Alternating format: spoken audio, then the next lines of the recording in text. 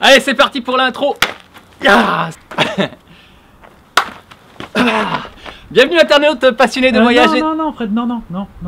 Alors on reprend. Salut voyageurs. Non, on connaît. Salut les copains, comment ça va? Bah non. Salut les compagnons. Non, ça le fera pas non plus. Bonjour, bienvenue dans une nouvelle Bah vidéo. Non. Bonjour, bienvenue dans une nouvelle vidéo. Non. Pourquoi? Mais c'est déjà pris, Fred. Trouve autre chose pour toi. Reste quand même. Bonjour à tous et merci de regarder cette vidéo.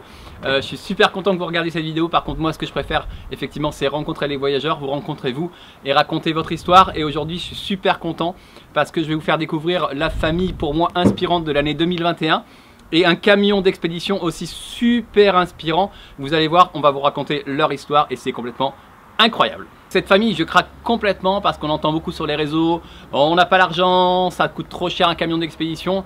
Eh bien c'est une famille, pour le budget de leur camion, ils auraient pu se payer ça, ils auraient pu se payer ça, ils auraient pu se payer ça ou ça.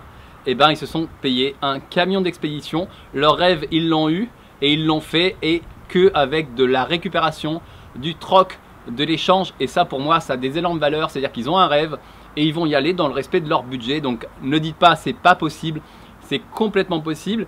Et en plus j'adore parce que vous savez que Campers Lab est implanté en Ardèche. On défend vraiment les valeurs, le patrimoine rural, le bassin d'emploi avec les partenaires comme Frappa, Asset Frigo ou la menuiserie Poinard. On est une synergie d'entreprises en Ardèche. Et là on se trouve en Ardèche et en plus leur nom c'est Ardèche Baroud et je vous les présente tout de suite.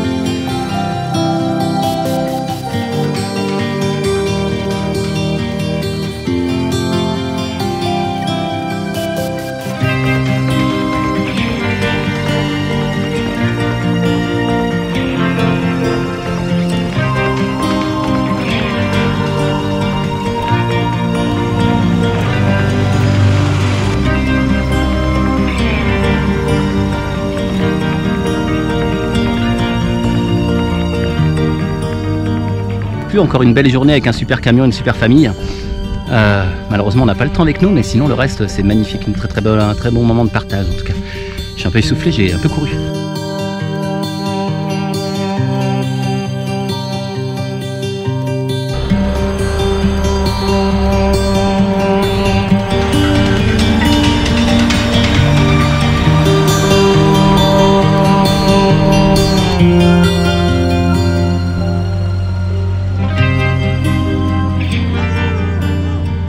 C'est la place du village là, c'est là où on s'amusait du matin au soir. On passait notre vie ici. Alors, on va passer après à côté de l'école. J'ai appris à lire et à écrire. Et c'est pas gagné parce que je sais toujours pas lire et écrire. Ici on avait une cabine téléphonique avec des pièces pour téléphoner. Ce village en fait c'est quand j'étais petite avec mon papa on faisait les tournées des boulangers. C'était le boulanger et bon, il montait jusque dans ce village, ce petit village isolé en fait. J'ai bien vu. Je venais livrer ici. Et toi? Et on va notre future maison. Non. Oh putain. Ça te dérange pas? Ah bah je suis épaté hein. Déjà, bah, à Saint-Cierge, on est pâté avec rien. C'est le top.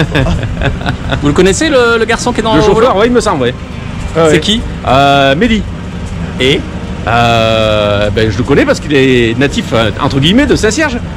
D'accord. Ah ouais. Et il a fait un truc de fou, il a bricolé ça tout seul. Putain, mon pote, mais oh, tu l'as pas fait que pour venir à Saint-Cierge quand même. Non. Putain, ça fait longtemps que t'es pas venu, oh. T'as perdu l'habitude. On a plus de temps. Hein? Ah bah hey, apparemment t'en as du temps, hein. Si c'est toi qui l'as fait, ça va bien. Enfin, tu le passes à quelque part en tous les cas. Hein. Chapeau, hein. Franchement, chapeau, hein. La vache. Ah bah c'est génial. Attends, je sais pas ce qu'il va en faire, mais c'est génial. 4 roues motrices. Oh, quand on a vu ce type accroché au pare-brise quand on est arrivé là, bah, oh, je t'avais même pas vu moi. Je dis mais qu'est-ce que c'est? Oui, lui là, moi, il était accroché à l'envers au pare-brise, mon pote il me dit mais t'as pas vu, il y a un mec accroché au pare-brise. Je dis mais le noir sur noir je l'ai pas vu. Il me dit mais attends. Je dis mais qu'est-ce qu'ils font? Mais qu'est-ce qu'ils font ces types là? De d'où ils sortent? C'est pour ça, je t'ai vu de loin. Il me dit il y a un mec accroché au pare-brise. Je dis mais je le voyais pas moi. Avec ma poussière sous les nez, je dis mais c'est non. C'est ce qu'ils font? Hein? C'est ce qu'ils font? Qu'est-ce qu'ils vont faire avec? Ouais. Ah, j'en ai aucune idée. Qu'est-ce qu'ils peuvent faire avec ça à ton avis? Bah ils vont partir dans le désert. Hein. Ah ouais. Bah alors, plus loin que le désert. Hein? Plus loin que le désert. Hein. Bah, Mars, il y a Mars. Non, je sais pas. Eh ben, il va faire le tour du monde. Non. Non. C'est bien d'actualité ça. Oh putain, les mecs. Il y en a qui en parlent et il y en a qui le font, hein. Ouais, t'es pas parti encore, hein. C'est vrai, tu vas le faire? Et vous êtes d'où? Ardèche. Ah mais c'est trop vaste. Vous pensez quoi de l'Ardèche vous? Ah ouais. Bah nous on est ardéchois. Qu'est-ce que tu veux, l'Ardèche nous? On n'en pense rien, on y reste. Il faut venir l'été dans ce village. Ah ouais ouais, venez au fond là, ici là, Bon, juste là. On fait des petits Là, repas. ah ouais. Des petits repas là. C'est de sensationnel. village, là. En particulier Saint-Cierge. Mais bon, nous on est attachés à Saint-Cierge. Hein. Tu fais le maximum quoi. À la sortie des ronces. À la sortie des ronces. Il était à Saint-Just. 15 ans dans les ronces. Ouais, l'armée. L'armée. C'est toi qui as fait la carrosserie. En fait, on a acheté la caisse, si tu veux, vide. On a récupéré le camion qui était non roulant. Ouais. Et puis on a bossé quoi. T'as posé la caisse dessus. Ouais. D'accord. Ouais, donc elle était bien proportionnée quand même. Elle a été fabriquée pour déjà un Savième. Ah ouais, parce que je vais dire, putain, dis donc. On est tombé dessus, franchement, on pouvait pas mieux faire quoi. Ah ouais. Putain, c'est un coup de ça, je ferais jamais ça. Frotter les... Même partir, on est en tout de notre âge. Oh, y a pas d'âge pour partir. Y a pas d'âge pour partir. Y a pas d'âge pour partir. On va pas loin, on revient vite. On revient vite. Il suffit juste d'y goûter. Après. T'avais peut-être pas la barbe. Si, t'avais la Non, barbe. si, ouais, c'est peut-être moins longue. T'étais moins vieux aussi. Moins T'étais vieux. moins vieux. Moins blanc. On était moins blanc. Écoutez mon cochon. On était moins blanc. Ah ouais, c'est pas bien blanc. Moi, je suis en poussière, hein, normalement, je suis pas blanc. Ah bon, ça va. On a dit on n'est pas présentable. Non, mais ça, on craint rien, moi. On est des choix. La présentation, elle est pas sur le physique, la présentation. Bon tour du monde alors. Bonjour chez toi. Ouais, c'était sympa, vraiment. Ciao, ciao. Salut.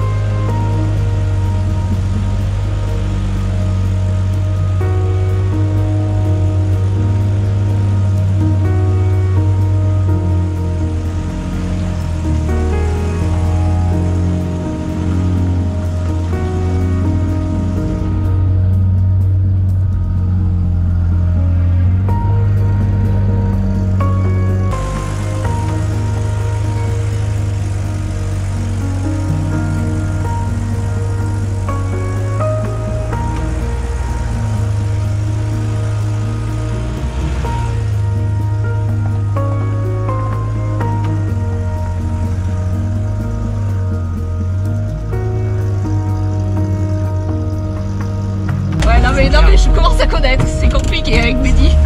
Quand il dit tais-toi, et ben tu te tais et tu attends que ça passe. C'est Mehdi. Là où tu crois que tu vas pas passer, Mehdi va essayer d'y aller. Bon, Mehdi en tout terrain, il fait attention, il va pas pour casser en fait. Il aime trop le matériel pour casser. Donc c'est important pour lui de sortir entre guillemets sans rien avoir cassé quoi. Il a cassé avec le 4x4, il a cassé une fois un montant arrière. Il avait fait un challenge avec des copains de monter une côte abrupte. Et c'était juste, on venait d'avoir le 4x4 et en reculant en fait il a tapé dans un tronc d'arbre et il a tordu le montant arrière. Je crois que c'est la seule chose que tu as cassé en tout terrain. Ouais. J'ai totalement confiance en lui. Ouais. Pour le copilotage, Mehdi, il n'a pas forcément confiance aux autres en fait. Il a bien confiance en lui-même, mais les autres, il les écoute pas trop quoi. C'est vrai ça, Mehdi? Ah, c'est le défaut ça, c'est la mentalité que j'ai. Après, je suis borderline. Ah, quoi? Comment? Après, je suis borderline aussi. Ça m'est arrivé de m'allonger sur la route pour voir la dimension, savoir si je passais ou pas en 4x4. Je faisais ma taille. Je mesurais en m'allongeant par terre. Ah ouais. En fait, c'était le mètre. Mais le mètre, tu vois. Donc, pour faire 2 mètres, elle s'allongeait 2 fois. En tout cas, dans la famille, il y a de la bonne humeur. Ouais. Oui, dans la famille, on est de bonne humeur en général. Ouais. On est même un peu fou même. On est un peu décalé. Voilà. C'est notre façon de vivre. On s'énerve, on rigole. Voilà. On est à l'église là où j'ai été baptisé. Donc il y a quelques années. Il y a quelques années, oui. Et allez, encore un petit passage serré. À l'angle. Ah mais t'aimes ça? Ah, j'adore.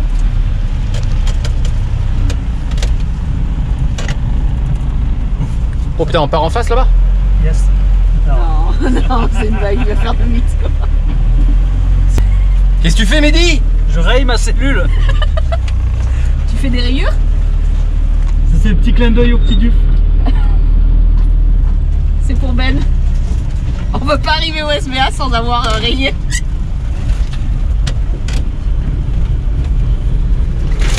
Et bim! Une de plus. L'avantage d'un camion comme ça, c'est que t'as moins mal au cœur, effectivement. Ah, c'est Voilà. pas... Il est fait pour ça. Voilà. Nous, on l'a conçu pour ça. Pour passer partout. Alors tout à l'heure, on était en face. Et là, effectivement, c'est quand même un tout petit chemin. Ouais. Je vais descendre avec mes toutes petites jambes. Ah! Oh la vache! J'étais sûre qu'il allait...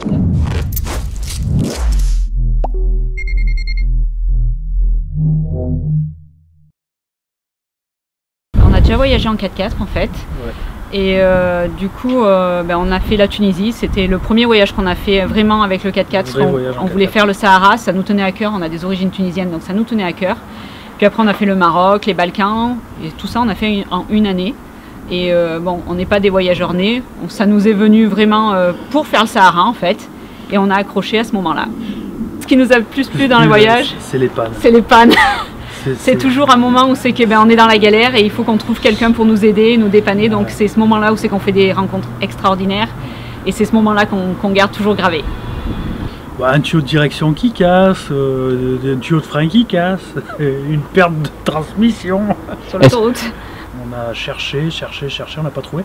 Et c'est un pote qui m'a dit bah, j'ai un collègue qui en a un dans les ronces là-bas, si ça t'intéresse, va voir. Et il a été le chercher dans les ronces, je confirme. On est parti sur un petit troc.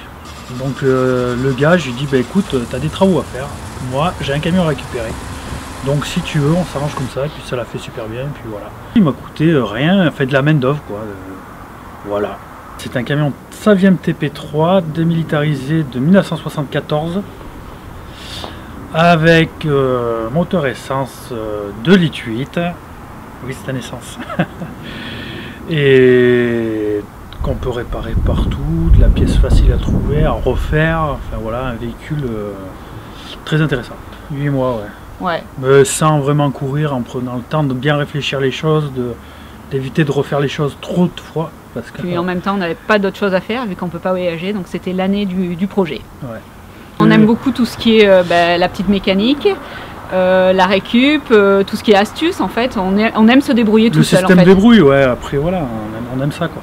Le Saviem TP3, il a quand même un charisme.